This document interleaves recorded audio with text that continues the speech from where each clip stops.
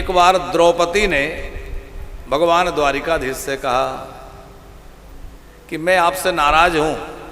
द्वारिकाधीश ने कहा क्यों? बोले जिस समय मेरा चीरहरण हो रहा था उस समय आने में आपने बहुत देर कर दी, बहुत विलंब से आए, इसलिए मैं नाराज हूं। द्वारिकाधीश बोले बहन मैंने आने में देर नहीं कर दी बल्कि तूने बुलाने में देर कर दी।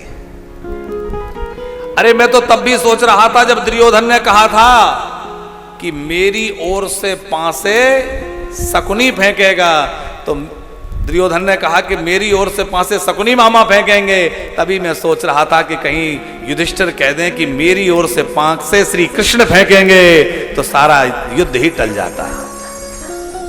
मैं तो तब भी तुम्हारी प्रतीक्षा कर रहा था। एक बार मुझे उस समय बुलाया होता तो मैं पांसे पलटने ही नहीं देता। मैं तो उस समय भी तेरी प्रतीक्षा कर रहा था जब दुर्योधन ने कहा कि दुशासन जाओ और महलों में से द्रौपदी को खींचकर केस पकड़कर खींच ले आओ, पर तब भी तुमने मुझे नहीं बुलाया।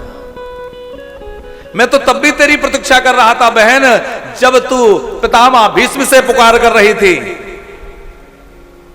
अपने पतियों से अपनी रक्षा की गुहार लगा रही थी, धृतराष्ट्र की ओर कातर निगाहों से देख रही थी, तब भी मैं यही सोच रहा था कि मेरी बहन मुझे कब बुलाएगी। तो मैं तो प्रतीक्षा करता रहा और जैसे ही तूने एक बार गोविंद कहा तो तुझे गोविंद कह के पुकारने में देर लगी, लेकिन मुझे आने में देर नहीं लगी। मैं तुरंत वस्त्र का रूप लेकर के पहुंच गया। इसका अभिप्राय यह है कि हमें बुलाने में देर लगती है भैया, भगवान आने में देर नहीं करते।